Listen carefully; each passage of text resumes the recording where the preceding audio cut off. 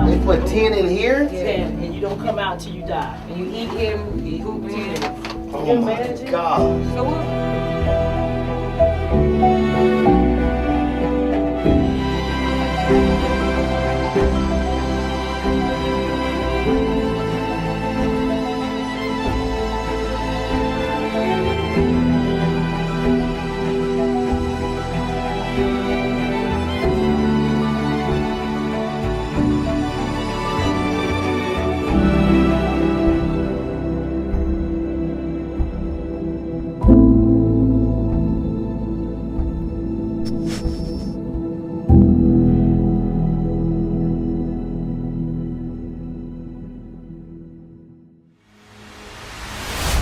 As the sun arose on our first day in Ghana after a needed good night's rest, we were greeted with the warm sun and a busy agenda.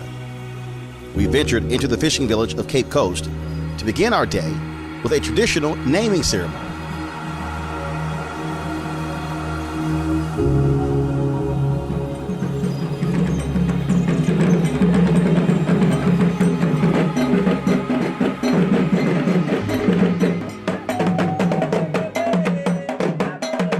Naming ceremonies are very significant in many Ghanaian cultures. The Akan people frequently name children based on the day that they were born. The names often have additional attributes and meanings that is linked to a person's character. For many African Americans, the naming ceremony, or should I say renaming ceremony, when one returns to the motherland, is a very special occasion. It signifies a welcome home and an adoption of sort to a family on the soil of our ancestors.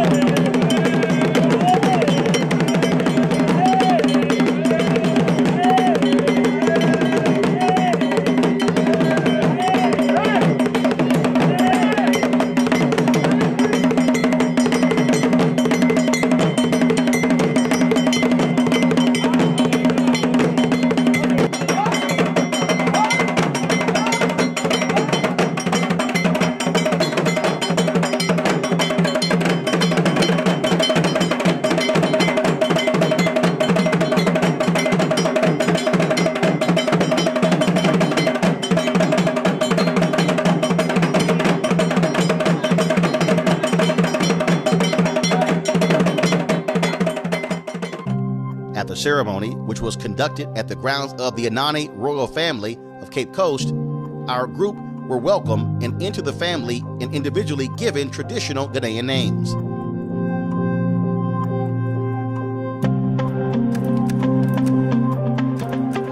It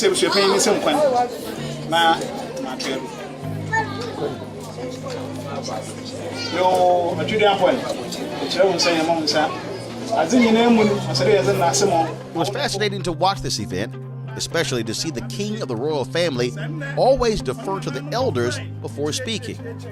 Even though he is technically their leader, the respect shown to elders was abundantly clear.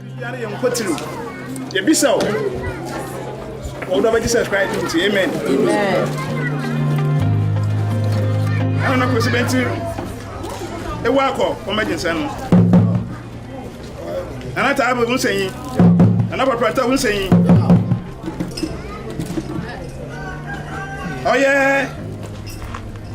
Nana Bamreku, the name is if guy abus made a solution, what make you say? Your frona on your tintin biara. Oh yeah, Henry Anum Titin Oba fine hen ma me no hen na no oba fo one cray. Na say afi aso ma hen nuanu mi wa be fi a in free por 400 years ni. Yes. What me say no me. Hen na bo so go. I wanna what for do. No pray. There yes one. Oh yeah. I don't know what's been saying. We're paying. What's say? For the money to one aqua. So where would we are? What be fear? They walk off at you one at two, and I don't you one at two. What bay? One more bushia, one more man, one more Ghana man. And I know the front one. My hand answer me. Work from one person dream. When you be obey Biara. Umara 141 when you want an answer. The one in person, the one in session.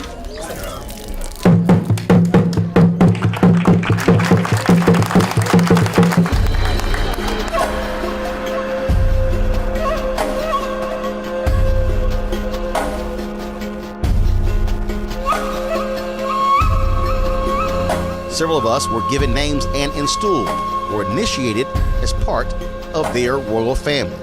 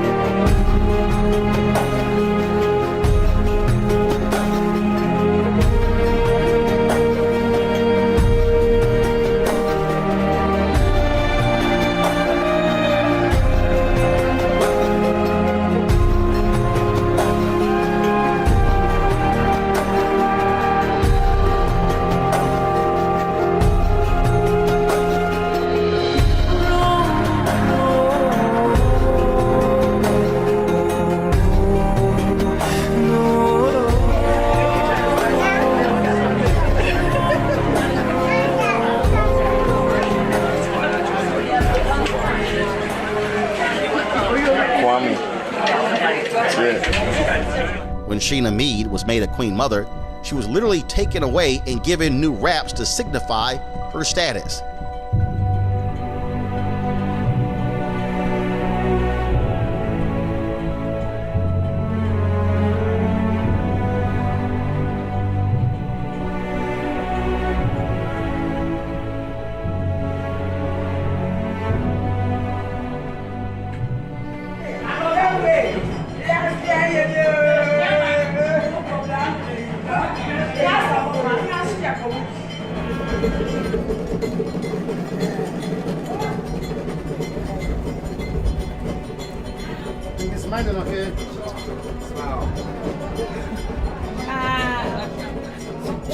Try not to cry. Y'all going to dance? I will dance. I will cry and dance.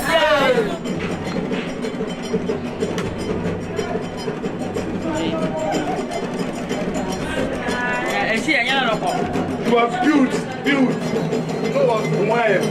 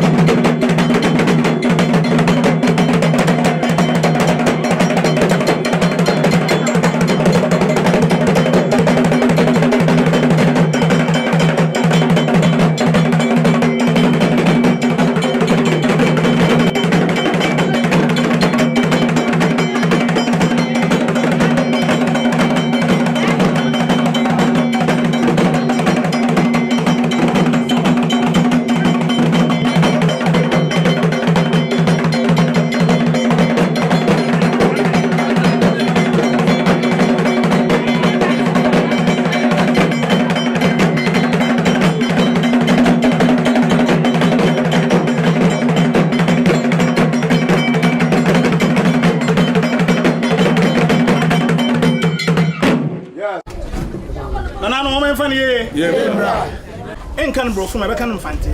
We're gonna try and say this in Fanti. Emi Manana Nye Opinion Kweku Anafor Manana Nye Oba opinion Techua Yeah. Wait the model there in the day or said there midnight. Emi Nana Ekuwa Techua. That's your name. Your stool name. Nana Ekuwa Techua. Nana Ekuwa.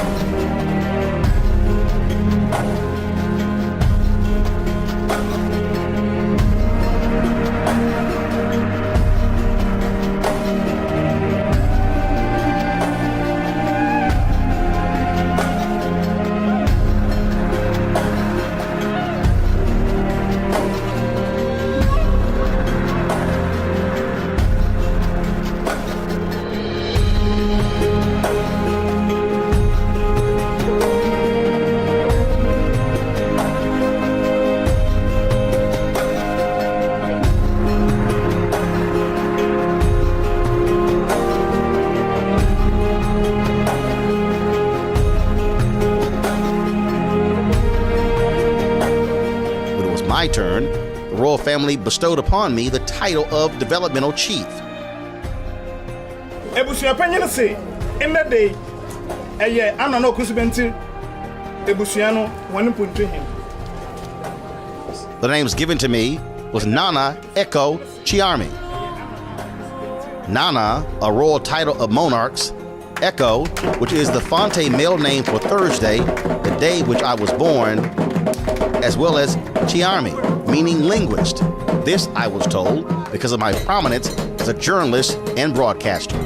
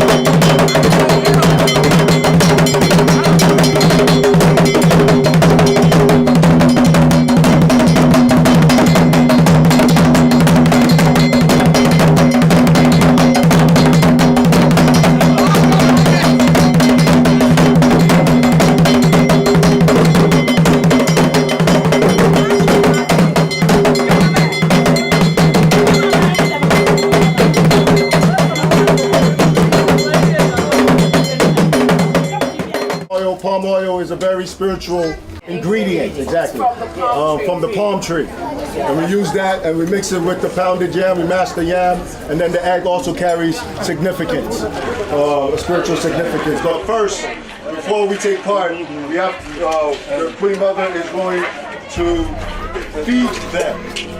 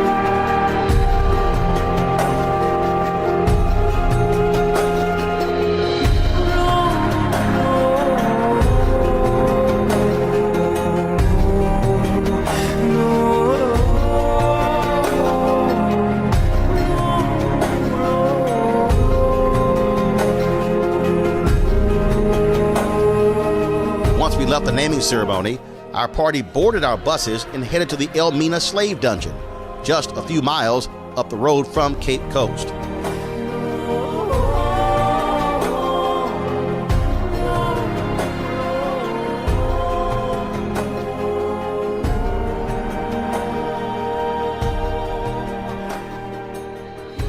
It had been 11 years since I was first there, and the sense of dread was still there as I stepped foot into a place which was the last time enslaved Africans last touched Ghanaian soil before being packed in slave ships to a life of misery, agony, and separation from their family and homeland forever. We understand 1471 was the first time ever they came to the coast of West Africa. And they came with the idea to trade and to spread the gospel. The major commodity they were interested in was the gold. And when they came here, they had a lot of gold from this area. They were led by one captain called Don Diego de Azambuja. He came here with 600 soldiers, including masons, artisans, and so forth. Then he started building here as a fort, which eventually became a castle. Initially, all the rooms on the ground floor were their storerooms or warehouses. But in 16th centuries, precisely 1500, they changed their mind from the gold, the ivory, spices into human trade or the evil trade. So he would just simply look down the courtyard and he would say he would pick which one he wanted. Yeah. After he has picked, you have to wash them, then straight to the bedding.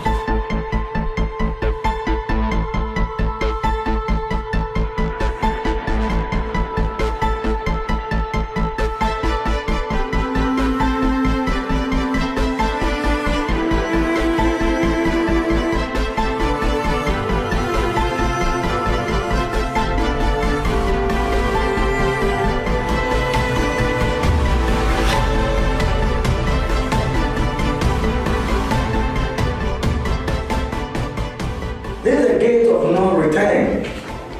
This is the door that is the story. The door that says the history. Door of no return.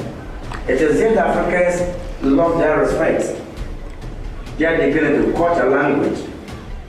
In those days, the sea was very close, touching the 1,000 meters high, and as I receded. So when the ships came, a small boat was brought here. There was a staircase. They extended slowly to a smaller boat. From here to the bigger ships.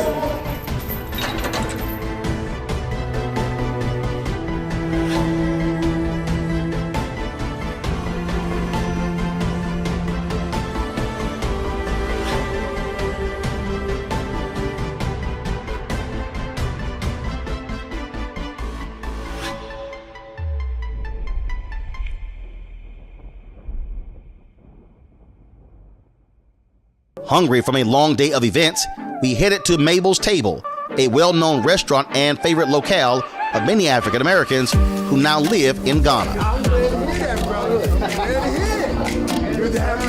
There I sat with a number of brothers and sisters who described what it was like leaving the United States for good. The conversation was fascinating. Where's everybody from? Originally from Mount Vernon, New York. All right. Mount Vernon. So all y'all love Mount Vernon? Y'all don't want to stay in Mount Vernon? What I explain to people all the time is that anywhere around the world, whenever there's a coup, the first thing they get control of is the military. Second thing is media. Not banks, not poor, it's media. And so that's why the media narrative is so important, because that's the framing. So if you hear, that's all you see, and then if you think about in the United States, all you've often seen about Africa have been starving children. Absolutely. So that becomes the dominant focus. So either starving children, famine, or sickness, Ebola, wars. Yes, I think that's a nail on the head in terms of the family concerns of those who move here. The first thing families are concerned with is your safety. They think you're going to a dangerous place.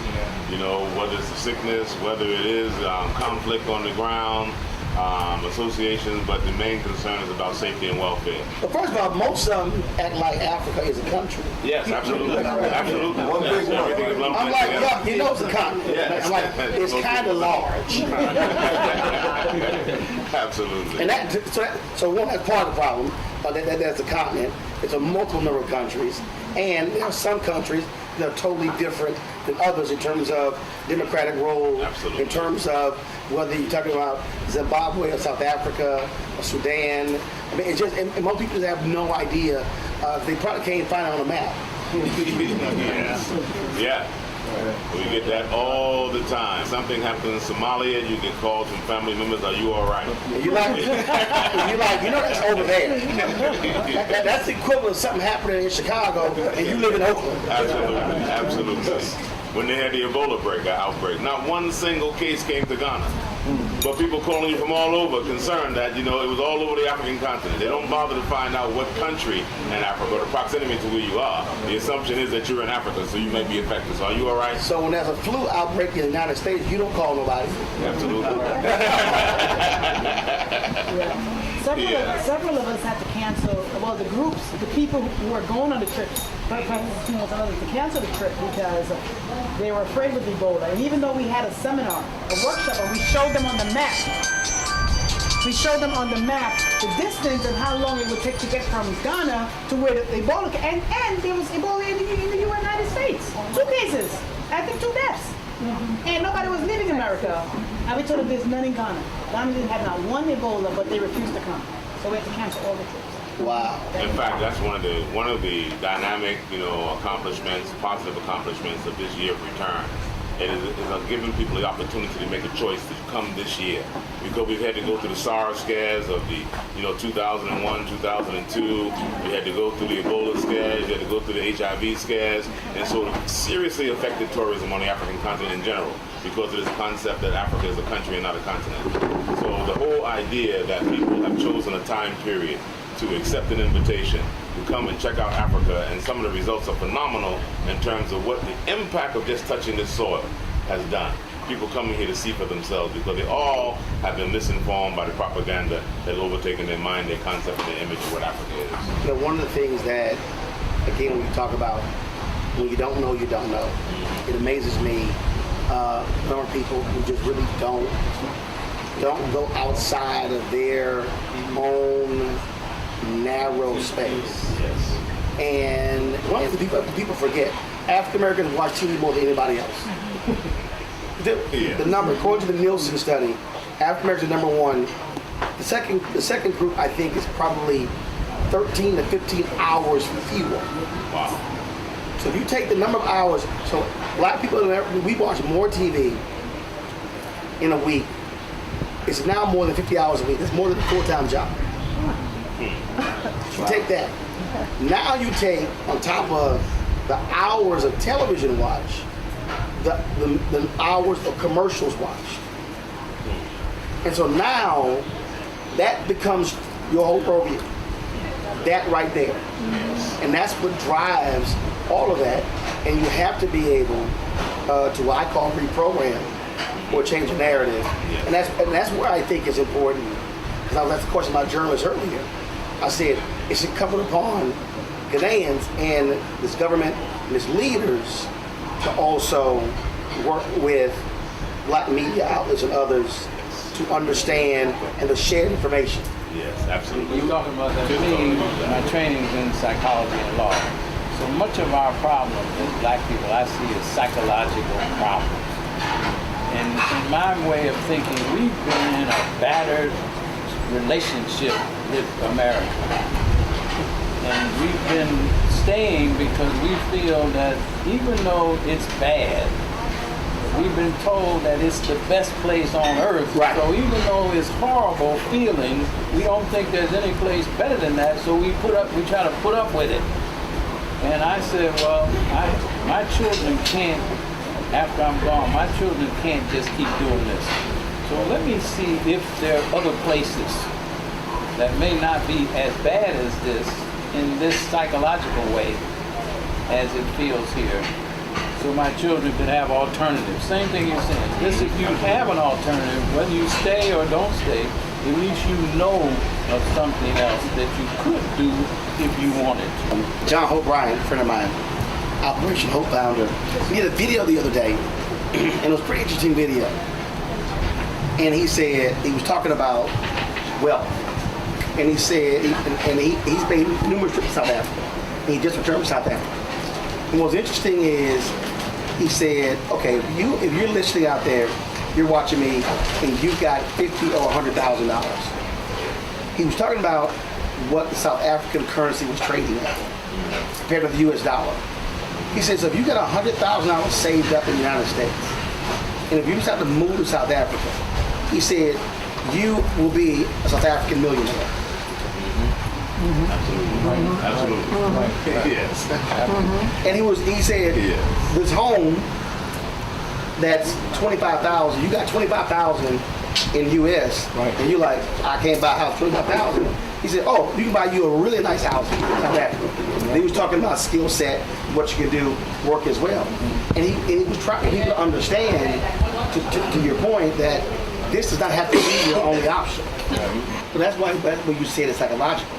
Because, so when TV One ended my show, I launched my digital show, I had black people who were telling me, man, we'd love to see you on MSNBC.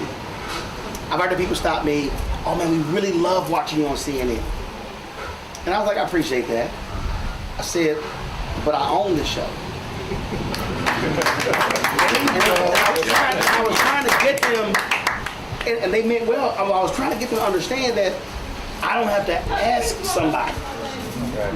So CNN, people saw me with the election of Obama, and people would travel around the world and be like, oh my God, people ask me all about you all the time, because that's all they would see.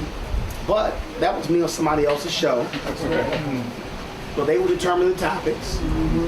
They were determining the guests. And so then, when the TV One show ended, I explained to them, I had fans who were in the Bahamas, who were in Jamaica, who were in African nations, in the UK, Canada, who didn't get TV One. They never saw me. Now, the people who literally, they are on YouTube anywhere in the world. But it's the hardest thing for me to get black people to understand that I don't have to ask somebody white what I can cover. That's right. I ask myself, and we do it, and that's how you actually change a view. Right. But this notion that their network validates me as a journalist. One, I don't need that. I got 40 awards. I got 230 plaques. I'm good. But I've never needed working for a white media entity to validate the work. I asked me. In fact, I was when I ran. It was so funny when I ran for.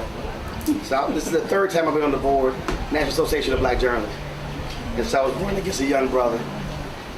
We went to canvas for him, and he said, "I'm gonna have the commitment, the time to serve. I've gone to my boss. He's gonna give me time off," and that's his whole deal. And it got to me, I was like, well, I guess I asked my damn self. I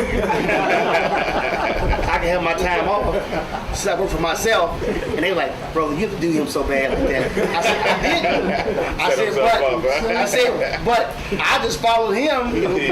And but you're right. People, the notion of creating something and having the freedom. But here's the other thing that I think jumps out. It's not just even having the freedom, but it's not caring about their validation. Yes. And it's the whole idea that you get somebody who has an MBA, a Master of Business Administration, and say they're unemployed and have no job. How can you be a Master of Business Administration and have no job? I mean, it just seems to be, defies. And when I say it to young people, say, well, I never thought about that. I said, because they really haven't taught you how to think. How could you be having a certificate on your wall, a Master of Business Administration, and you say you're unemployed, you have nothing to do? You should be employing people. But again, it's like that word freedom. We celebrated freedom during emancipation and then turn around and say, what is freedom? After you celebrate it. It became a word without the substance and the meaning. And some of us are still chasing that meaning and that substance. What is freedom? What is it to manage your own affairs? What is it to control your own destiny? And that's why Africa has never been projected in its proper light, because the world does not want to portray Africa as being able to manage its own affairs. The world does not want the message to go out that there are 55 African nations in control of themselves or don't have to be independent. So even our leaders do not have the concept that they don't have to depend on the world. Right. They even accepted the narrative that they have to depend on the West for subsidy, when the West is depending on them. But whoever controls the narrative controls the vision that's inside the mind. Exactly. So we got to control the narrative. We got to change the narrative, and that's been one of the themes of the year of return. We've got to control the narrative. We got to take control of the narrative. And it can't happen until we can take control of the mediums that control the narrative. Put the images in our mind. You got to. What do you think needs to happen for Ghanaians and Africans to connect with African Americans and be able to work together, invest? What has to happen? Well, I think part of what is happening this year and what is happening now, we need to share more information about each other because we've been misinformed about each other's experience. I think we know too little about each other's experience, and they come through stereotypes and come through media outlets that do not work in our best benefit. So the best thing that we can do is get to know each other and reacquaint ourselves again.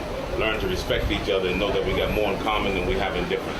When we develop proper relationships, I think we begin to progress together naturally.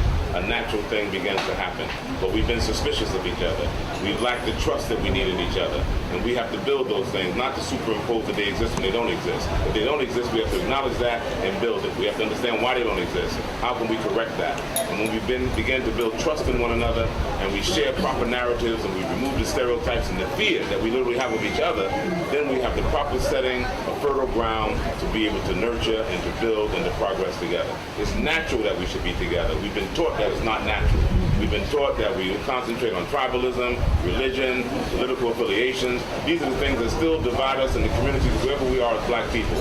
Not just the relationship of Africa, with African Americans or Africa with African diaspora, but even our pocket communities wherever we are, these are the same things that plague us. So when we can get over that and apply that to our relationship that we have been destined for one another for over 400 years, what we're commemorating now, we've not had proper meetings, that we can have people in 2019 still remembering Tarzan you know, as their first reference to Africa. Yep. It's been indelible in our minds. That means we have a lot of work to do. And it's built down, again, like I said, broke down a lot of trust that we need to build, found new foundations, and from those new foundations, I think we can build whatever skyscrapers we need to build and imagine after the images that we want them, not according to just copying people, but we can build the world that we think Africa should be and has the potential to be when we trust one another and work with one another. Psychologically, we're all suffering from some syndromes that we don't know about. So if we were a computer, the operating system in America has been corrupted by slavery. The operating system in the mind of Ghanaians and Africans has been corrupted by colonialism. So, but we don't know. Another form of slavery. Another form of slavery. But we don't know as we walk around every day that we're trying to use a corrupted hard drive to interact with each other and other people. And we see the world in this corrupted fashion. So to me, the first thing we have to do is acknowledge, like, the first step of AA is to say, I'm an alcoholic. So we got to acknowledge that my view may be clouded, corrupted, incorrect. So let me check myself. Let you check yourself, and let's check each other and start from base where we say, okay, I've got my virus protection removal, and I've got the corruption out of it. Now I can see you straight and clear. Right. And then you can see me straight and clear. Now let's talk about something. Otherwise, we're trying to build on quicksand. And as soon as something doesn't work, which is only going to take 5 minutes because we don't trust each other. Right. So the first thing we say, see, I knew that wasn't going to work. I should have never gotten in the barbecue in the first place. But we're not even talking the same language. Yep. And as you go around Ghana, you see that, I say all the time, I get in trouble, but Ghana's a neo-colonial British possession. You see it in the infrastructure everywhere. So until we figure out how to make it into a legitimate African place, it's going to still be a reflection of Great Britain. Somebody we were talking about that, and I was explaining to them. I said, sure, all the African nations got their freedom. I said, but unlike the United States, France, Britain, the rest of these countries, these African nations actually could not build themselves ground up. So in essence, the nation became independent, but they had to accept all this infrastructure, and that drove it forward. Dorothy Cotton was the only woman in Dr. King's inner circle. I did their last sit-down interview last day before she died. And I didn't read her book till after I interviewed her, and I wish I had it before. But if you want to work with SCLC, I had never known this until reading her book. But she was over the citizenship education program. So if you want to come to SCLC, they would analyze you to see if you need to be reprogrammed. I was reading, I was like, so you couldn't just go work for SCLC. They will bring you in, assess you, and if you need to be reprogrammed, it will reprogram you before they let you go work at SCLC. And I've been saying this on my show for the longest. Is that what you just said? We have to have a complete reprogramming. A complete reprogramming. Otherwise, yes, I'm looking at you based on what I've been taught by somebody else. So that's ugly, and don't look good. I don't like your head wrap. Why you got natural hair? All that sort of stuff, which was somebody else saying that's not good. That's why all these brothers, I had a complete ban on the mention of any Kardashian on my show. A complete ban. And my staff was like, why are you so hard? I said, because one, they have basically become multimillionaires of black culture. Exactly. America has created this notion that they are the standard of beauty. And if you actually take the fake butt and the fake breasts and the fake lips all features that were deemed bad on a black woman. That's right. I said, so I ain't gonna hold that up on a black show to be the standard of beauty. And because what I'm now doing is indoctrinating my audience into thinking that standard of beauty. I said, y'all can't even mention them on my show. Fantastic. I mean, that's just, but that's the reprogramming. Because we underestimate the fact that, to be enslaved, to enslave a free human being is a program and a process. And to colonize a whole people and continent is a process. So you can't come out of it by signing a document. No, you can't. You got to be reprogrammed, as you're saying. Yeah. And we have not had enough mechanisms to reprogram our minds, and we haven't even decided what we wanted to program as, what we want to program as. But certainly, there's got to be a process involved. There's a speech that Dr. King gave, and it's in his book, Chaos of Community. And I hate when I do MLK speeches because they only play 2 of them. Yes. But what you just talked about is, he had one of the speeches where he talked about being black is beautiful. And he talked about when he said to you, when you said to sign the paper, he said no Lincolnian or Johnsonian emancipation proclamation can free you. He said the black man has to sign his own personal emancipation proclamation. They do not play that speech a lot. No, they don't. Once we said our goodbyes, we returned to our cruise home base, the home of Michelle McKinney Hammond, a well-known Christian author and minister in the United States. Michelle moved to Ghana in 2011. She and I sat down for a conversation about Ghana and her decision to uproot and make this her new home. So Michelle, what up? You're here. Yes, I'm here. So what was it 2 or 3 years ago? You hit me on WhatsApp and you like, oh, I'm living in Ghana. And I was like, what? Like, when did that happen? I know everybody's still in a state of shock. They're like, when are you going to get over this madness and come back? I'm like, never. I've been here for 8 years now. Can you believe 8? it? Time flies. So why'd you move back? Well, my dad is Ghanaian. Okay. So I'm part Ghanaian. And he passed away in 2010. Mm-hmm. And I think that he probably had been plotting and planning all his life to get me to move to Ghana. Unfortunately, it happened after he passed on. But when he passed on, he made sure that I was locked into following through on some things that he left behind. Mm-hmm. And after a while of flying back and forth and trying to maintain my life in America and my life here and get things done, I was like, Lord, what do I do? He said, move to Ghana. I said, I rebuke you, Satan. I know that's not true.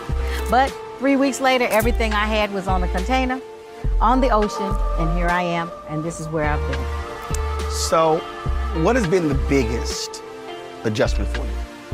Is it not being able to see people, your friends and others in the United States? So what's the biggest adjustment? Certain efficiencies. I love the lifestyle here, and after 2 weeks in the States, I'm antsy to get back. But there are certain conveniences that you take for granted, when you live in America, like, oh, the lights always come on and water's always flowing and, little things like Important stuff. Mm-hmm. Important stuff, water and lights. Right. Here you have a generator. And it was funny because the last time I was in America, they had lights out somewhere. And I was laughing because everybody was so freaked out. And here it's like, turn on the generator, So for me, moving into a place and being told, you got to get your own generator, I was like, what's that? Sometimes the lights go out. Really? Or I'll never forget the time that the water ran out in my neighborhood. And I had called my landlord and he wasn't responding. So I put on my shower cap and got all my stuff and went to his house and said, I'm here to take a shower. I bet it got fixed real quick. It got fixed after that. Yes, definitely. It is certainly different. Mm-hmm. If you live in the United States, then all of a sudden you're living in a place where black folks are everywhere. Yes, it's true. And my background was in advertising in the States before I became an author and did all the other stuff that I was doing. And for me, it is still, after 8 years, a pleasant experience to drive down any given street and see us on every single billboard. Like when my friends come, they go, "Where are the white people?" And I go, "Well, they're here." They go, "Where are they?" I say, "I don't know. Go to the mall, someplace like that." You know, but to be in a country where you are the majority is a very empowering thing. What do you think is important? You talked about advertising background. Do you think that imagery, that is what still, unfortunately, drives it for most Americans, definitely African Americans, when they think of African nations?